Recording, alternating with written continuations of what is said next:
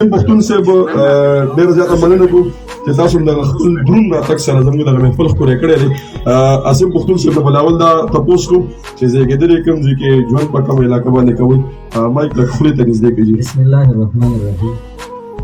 د ټولو ملګرو ډېره زیاته مننه چې خبرې خو ماله ډېرې نه راځي. سلام ناستې هغې خبرې وکړي او دغه ورور ته د زیږون ورځ مبارک وي.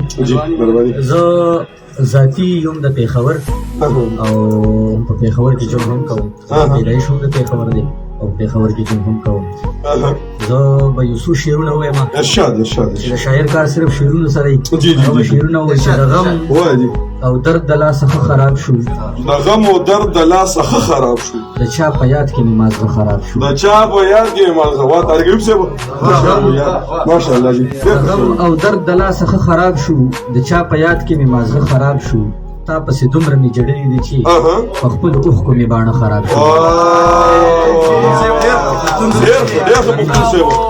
تا پسې دومره مې جړلې دي چې په خپل اوښکو مې باڼه خراب شو او احساس صرف څنګه د مینې تودې ولیدلو، څنګه د مینې تودې ولیدلو، څنګه د سترګو کې رانجه خراب شو، څنګه د مینې تودې ولیدلو، څنګه د سترګو کې رانجه خراب شو. او یاره تعجب دې سړی څه ووایي، یاره تعجب دې سړی څه ووایي چې مونږ خراب شو نو هر څه خراب شو. دغه یو څو شعرونه نور چې نور به نه کړم ناکام محبتونه، نور به نه کړم ناکام محبتونه، نور به نه کړم ناکام محبتونه، سراسر دي د الزام محبتونه، نور به نه کړم ناکام محبتونه، سراسر دي د الزام محبتونه. دغه کام رستو په ما پسې بکواس کړي، دغه کام رستو په ما پسې بکواس کړي، شعر ډالې چې دغه کام رستو په ما پسې بکواس کړي، که زه وکړم د دې کام محبتونه، دغه کام ما پسې بکواس کړي، که زه وکړم د دې کام محبتونه.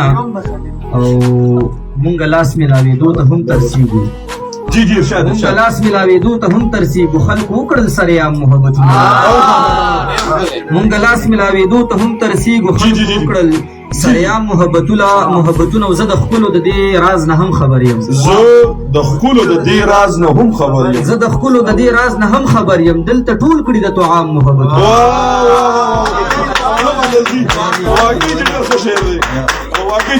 زه د ښکلو د دې راز نه هم خبر یم، دلته ټول کړي د طعام محبتونه. د پښتون دغه ساده ساده خبرې، د پښتون دغه ساده ساده خبرې، زه به ونه کړم بدنام محبتونه. دغه اخیري شعرونه درته وایم چې بې معیاره سړی نه ساتمه یاره، بې معیاره سړی نه ساتمه، بې معیاره سړی نه ساتمه یاره، بیا زما په شخصیت اثر غورځېږي، بیا زما بې معیاره سړی نه ساتمه یاره، بیا زما په شخصیت اثر غورځېږي. او زه په هیڅ چا باور نه کوم سړیا، د باور خلک د لوی کمر غورځېږي. زه په هیڅ چا باور نه کوم سړیا، د باور خلک د لوی کمر غورځېږي. او ستا قرضدار یم او قرض دې هم منمه، لتې مه ورکوه خانه ور غورځېږي.